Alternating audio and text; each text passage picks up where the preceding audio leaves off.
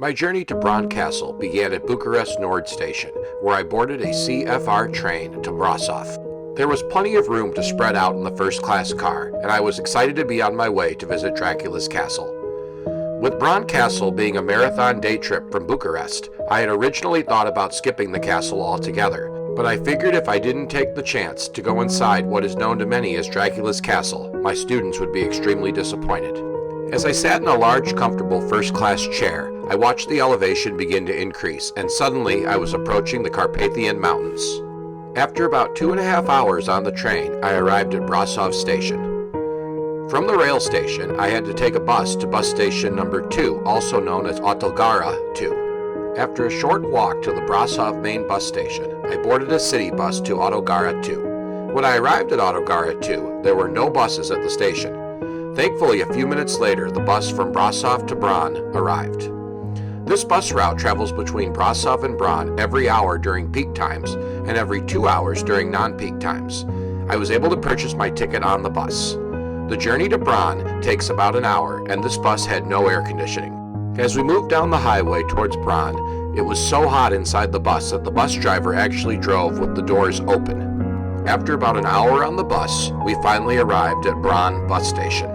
Bran Castle is visible from the bus station, but it was a little bit harder to find than I expected. The entrance to Bran Castle is actually attached to the shopping bazaar.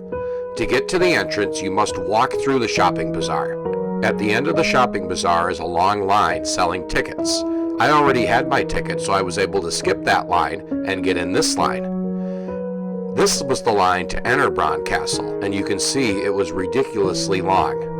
Thankfully, while waiting in line for 90 minutes, there were some things to look at, such as this model of Bran Castle and the surrounding area. One of my big complaints about my visit to Bran Castle was the line. Bran Castle does not limit tickets and sells tickets to anyone who wants to visit on any given day.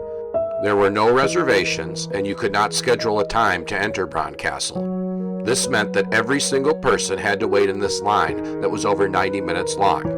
I had left Bucharest at 8 a.m., and by the time I finally entered the castle, it was approaching 4 p.m. This meant I had very little time to explore Bran Castle. After about an hour and a half waiting in line, I finally was able to enter Bran Castle. Inside the castle, I had to navigate the crowds to see as much as possible. Now, Bran Castle really does not have much to do with the vampire Count Dracula. Almost all the artifacts in Bran Castle are those of Queen Marie of Romania, although there are a few references to the supernatural and the unknown, which I'll discuss more later. In reality, Vlad the Impaler, who many believe was the inspiration for Bram Stoker's Dracula, didn't live in Bran Castle and had never set foot inside of Bran Castle. Throughout the majority of the tour, I was walking through a medieval castle, which was no different than any of the other castles I visited, although the hidden passage was a bit spooky, but mostly because it was a tight fit, and I did not want to be that guy who got stuck. At the end of the hidden passage wasn't the dungeon where it was incorrectly believed that Vlad the Impaler was imprisoned. Instead, it was King Ferdinand's royal residence. Interesting, but not at all related to vampires. What I learned during my visit to Bran Castle is that the castle has nothing to do with the fictitious character Dracula, and it is believed that Bram Stoker never even visited the castle. Now, I'm not saying that Bran Castle isn't worth the visit. Despite having to navigate huge crowds, it definitely was a beautiful castle. Plus, the castle did provide great views of Transylvania and the Carpathian Mountains. Transylvania itself is known for its supernatural legends, and the top level of Bran Castle did have some rooms dedicated to these tales. These rooms were dedicated to the Grim Reaper, Ile, Salamonari, and werewolves. Overall, I didn't find them particularly well done or very informative. They definitely were not scary. After going down some stairs, I was once again looking at some artifacts from King Ferdinand. This was actually my favorite section of the castle because you'll see it was not very crowded. I guess many people took their time visiting the mythical rooms, and I was able to get ahead of some of the large crowds. Eventually the castle opens up to the courtyard, and I did get some great views of the interior of Bran Castle. It definitely would have been quite the place to live during the medieval times.